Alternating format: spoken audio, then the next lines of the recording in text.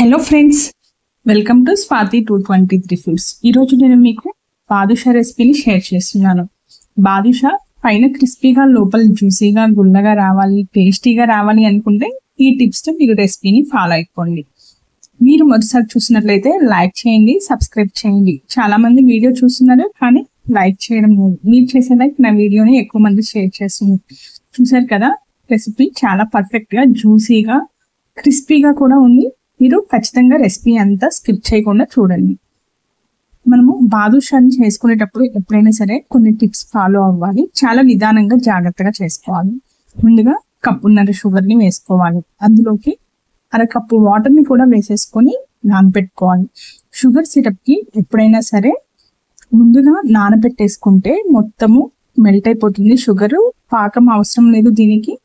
అరకప్పు నీళ్ళు వేసుకున్న తర్వాత మిక్స్ చేసుకోండి. మిక్స్ చేసుకున్న తర్వాత వాటర్ లాగా ఫామ్ అయిన తర్వాత స్టవ్ మీద పెట్టుకోండి. ఇప్పుడు 1/2 టీ స్పూన్ యాలకుల పొడి కూడా వేసేసి జిడ్డుగా అయ్యేంత వరకు మనము పాకాన్ని ఉడికించుకోవాలి. అంటే పాకాన్ని వేళ్ళ మధ్యలో టచ్ చేయండి, కొంచెం జిడ్డుగా అనిపించాలి. అప్పుడు మనకి బాదుషా పైన ఇది షైనీ లేయర్ లాగా కనిపిస్తుంది.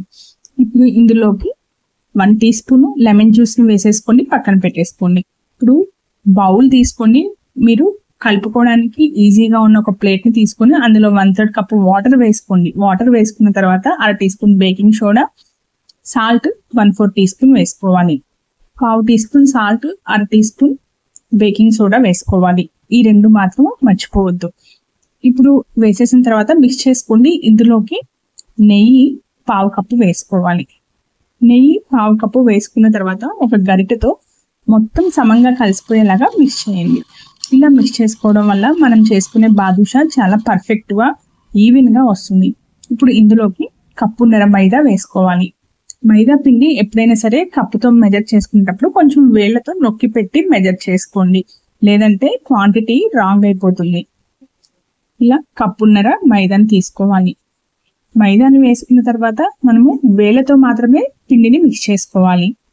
పిండి అంతా కూడా వేళ్లతో మాత్రమే మిక్స్ చేసుకోవాలి. చపాతీ పిండి లాగా క్రష్ చేయకూడదు. అలా చేస్తే బాదుషా సాఫ్ట్ అయిపోతుంది, క్రిస్పీగా రాదు. మీరు పిండి కలుపుకునేటప్పుడు 1/3 కప్పు వాటర్ కనుక సరిపోలేదు అనుకుంటే చేతికి కొంచెం టచ్ చేసుకొని మిక్స్ చేసుకోండి. అదేవిధంగా పిండిని ఇట్లా పీసెస్గా కట్ చేస్తూ మిక్స్ చేసుకోండి. ఇలా చేయడం వల్ల బాదుషా లోపల చాలా లేయర్స్ లాగా ఫామ్ అవుతుంది. ఇప్పుడు పిండిని ఒక 20 నిమిషాలు సైడ్న పెట్టేసుకోండి. సైడ్న పెట్టేసిన తర్వాత దీన్ని ఇలా వేళ్లతో ఒత్తుకుంటూ లేయర్స్గా 2-3 లేయర్స్గా ఫామ్ చేసుకోండి.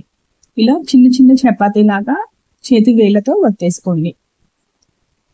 బాదుషా చేయడానికి మనకి టైం అరగంట, కానీ పిండి నానబెట్టడం ఈజీ, చేసుకోవడం కూడా ఈజీనే. జస్ట్ ఈ టిప్స్ ఫాలో అయిపోతే చాలు. ఇలా 3 లేయర్స్ లాగా చేసేసుకొని ఒకదానిపైన ఒకటి పెట్టేసుకోండి. ఇలా పెట్టేసుకున్న తర్వాత మనము వీటిని ఇంకా ఎలాంటి మసాజ్ అవసరం లేదు, జస్ట్ ఈవెన్గా ప్రెస్ చేసుకోండి. ప్రెస్ చేసిన తర్వాత దీన్ని మనము కట్ చేసేసుకొని పిండిని ఇలా సెట్ చేసేసుకున్న తర్వాత మనము దీన్ని పీసెస్గా కట్ చేసుకోవాలి. చూసారు కదా, ఇక్కడ చాలా లేయర్స్ లాగా ఫామ్ అయిపోయింది. బాదుషా చాలా క్రిస్పీగా వస్తాయి ఇలా చేసుకుంటే. నోటికి తినడానికి కూడా పైన కరకరలాడుతూ లోపల జ్యూసీగా చాలా టేస్టీగా ఉంటాయి.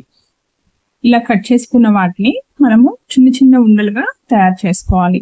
మీరు మీకు కావాల్సిన సైజులోకి బాల్ షేప్లో చేసేసుకొని ఇలా జస్ట్ ఫింగర్తో ప్రెస్ చేసుకోండి.